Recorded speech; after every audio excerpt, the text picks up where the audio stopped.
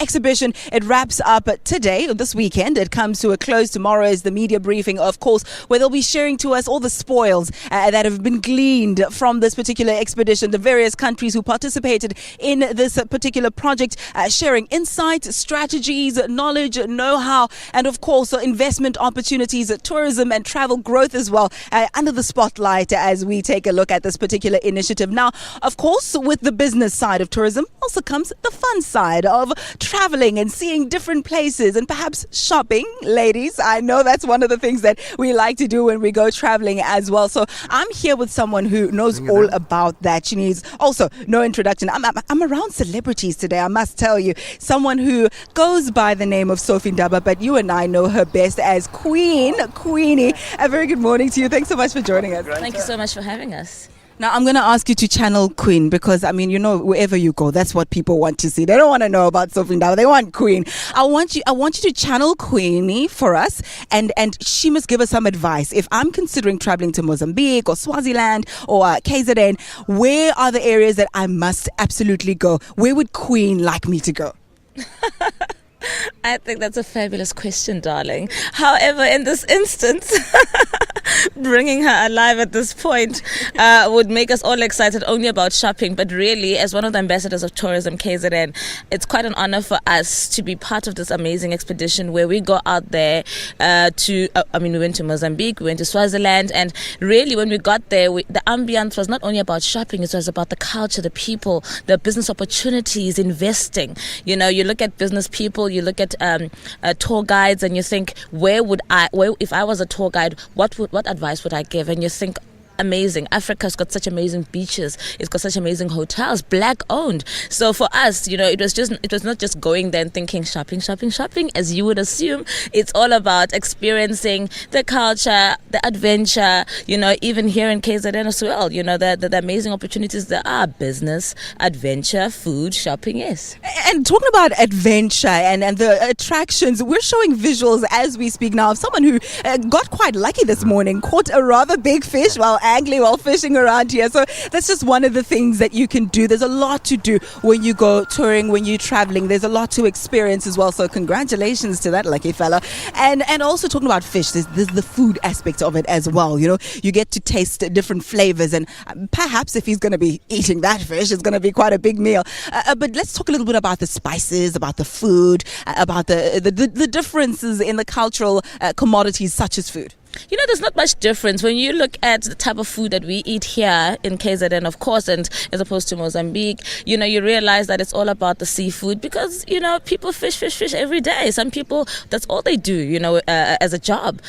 So for us, it's the experience of seeing that we are not so far apart from each other, as we would have imagined. And that's why we say, as tourism here in South Africa, we are saying South Africans appreciate your own ambience. Understand that, yes, you can go to the surrounding African countries, but we must start here at home. Appreciate Richards Bay, appreciate Durban, appreciate what we have to offer as a province. But also, yes, why not go out there and experience what Swaziland has to offer, the culture that it provides, whether it may be food or otherwise. Yeah, I love it. There's more that unites us than that which divides us. Go out and see your particular neck of the woods and see the beauty that surrounds us there. Go fishing if you can, go fishing, go hiking if you can, or just walk around and just share some laughs with the people in your community and share the things that bring us together, that make us rich in diversity. Now, the aim of this expedition, among other things, because there are lots of things that it plans to do,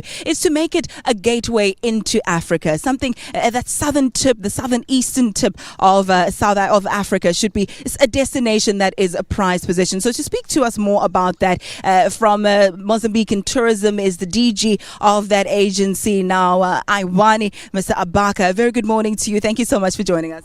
Good morning and thank you. Mozambique is very rich in tourism. It's a destination that's quite sought after. Why did you decide to partner with others and fulfill this initiative, or to go ahead like that? You could have easily went at it alone. Why did you choose to partner with Swaziland and South Africa and now Seychelles? Well, the reason is very simple and powerful. Together we'll do best.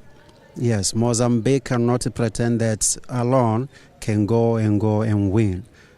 Mozambique may win in a very short time of period if partner.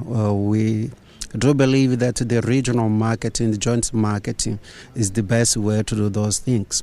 And we also realize that it's very important to give the people visiting the region several experiences. Yeah, they may experience the Mozambican side, which is mainly beachy cuisine, and the KwaZulu-Natal, which is mainly, my point of view, urban culture, well, the business, the MICE areas, and Swaziland to also experience the culture.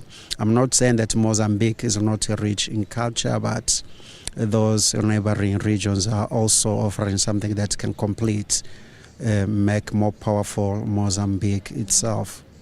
And are you starting to see some of the fruits of this partnership? Definitely. When you come to the networking, yeah, now we are talking almost the same language. When you came to the product development opportunities, you can market Mozambique together with KwaZulu-Natal and Swaziland. When you came to the exposure, you realize that, okay, you can easily come to SABC and talk about Mozambique, connect with the ambassadors from KwaZulu-Natal. This is amazing, and we do the same. The networking is not only among the officials, it's also among peoples, among the media. We have with us the Mozambican media. They will be showcasing also KwaZulu-Natal, Swaziland to the Mozambican viewers. And just lastly, in closing, what is the view of South Africa among people in Mozambique? There's been some negative publicity with regards to relations there. But can you give us some facts this morning? How are we perceived in South Africa in Mozambique at least? How are South Africans perceived? South Africans are perceived as brothers. This is the best word to describe it. We know that even when you came from one mommy, you are different. And there is no doubt that South Africans are welcomed to Mozambique, and we believe that, we'll be working together and enjoying together. It's part of my to-go-to list to go to Mozambique. Thank you so much for joining us. The DG there of Mozambique Tourism Agency, that's Mr. Iwani Abaka. And that's where we leave it right now. We're going to take a look at the sports. Valen, just a memo to self. Never wear high heels in a rain-soaked place where you're standing in the grass. I'm getting that sinking feeling, but I know you're firmly footed on the ground there in studio. So I'm going to hand back over to you before I start disappearing from this shot.